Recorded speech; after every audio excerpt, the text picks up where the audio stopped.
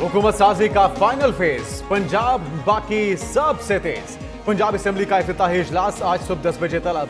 इजलास में 9 मुंतखब अरकान पंजाब असेंबली हल्फ उठाएंगे। असेंबली इजलास से कबल मुस्लिम लीग नून का पार्लिमानी पार्टी इजलास होगा। नामजद वजीर आला मरियम नवाज खिताब करेंगी। नून लीग का स्पीकर पंजाब असेंबली के लिए मुश्तबा शुजा के नाम पर गौर। मरियम औरंगजेब और परवेज रशीद पंजाब काबीना का हिस्सा बनेंगे।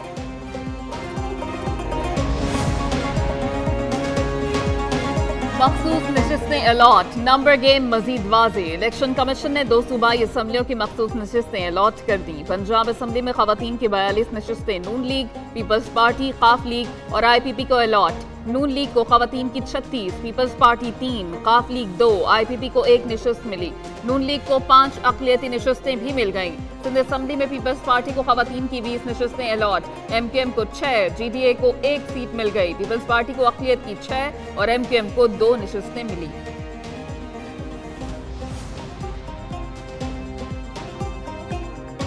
मुल्क को अदम इस्तेहकाम का शिकार करने की फिर साजिशें। बानी PTI का IMF को खत लिखने का ऐलान। रहनुमा PTI बैरिस्टर गौहर खान की मीडिया से गुफ्तगू।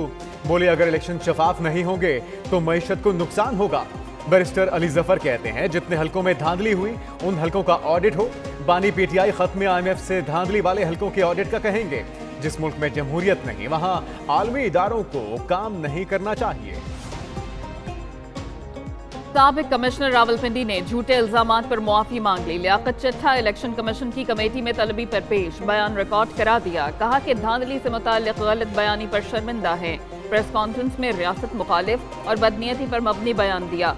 तमाम ब्यूरोक्रेट्स और कौम भी मुआफी मांगते हैं, तमाम जिम्मेदारी कबूल करते हैं और हुकाम के आगे सरेंडर करते हैं। किसी रिटर्निंग ऑफिसर को किसी की हिमायत या इंतखाबी अमल में मुदाखलत का हुक्म नहीं दिया। एक सियासी जमात को मुल्की एहतजाज के लिए फायदा पहुंचाना चाहते थे। विफाक और पंजाब में हुकूमत साजी, मुस्लिम लीग नून के मरकजी कायदीन ने सर जोड़ लिए। नवाज शरीफ और शहबाज शरीफ की जेर सदारत लाहौर में इजलास। हुकूमत साजी और सियासी सूरत हाल पर तबादला ख्याल।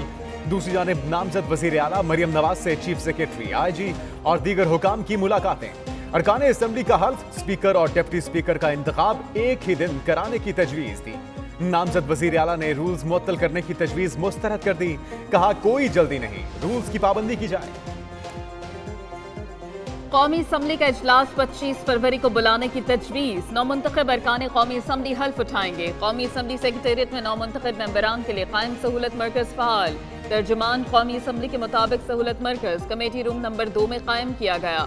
9 मुंतखब अरकान कौमी असम्बली की रजिस्ट्रेशन के अलावा कार्ड्स और दीगर जरूरी दस्तावेजात के लिए इंतजामात जारी।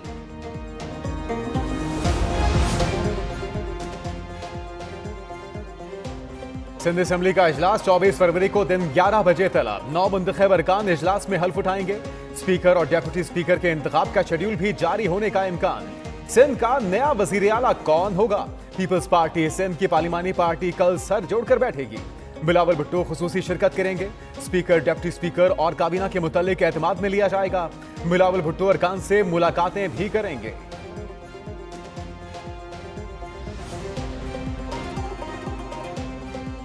कमरा अदालत में तू तकार। बानी PTI की बहनें मुसरत जमशेद पर बरस पड़ी। मुसरत चीमा ने मुकदमात और रूपोशी की तकलीफ से आगाह किया तो उज़मा खान और रिनिमा खान बरस पड़ी।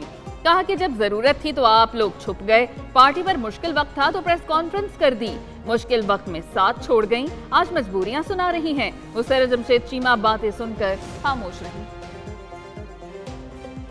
सिंध हाई कोर्ट का मुल्क भर में समाजी राब्ते की साइट X को बहाल करने का हुक्म। PTA को बिला जवाज इंटरनेट और सोशल मीडिया प्लेटफॉर्म बंद करने से रोक दिया। चीफ जस्टिस अकील अब्बासी की सरबराही में 2 रुकनी बेंच में समाअत। कहा X सर्विस बगैर किसी खलल और बंदिश के बहाल रखी जाए। PTA और दीगर फरीकैन से आइंदा समाअत पर जवाब तलब। केस की मजीद समाअत 5 मार्च को होगी।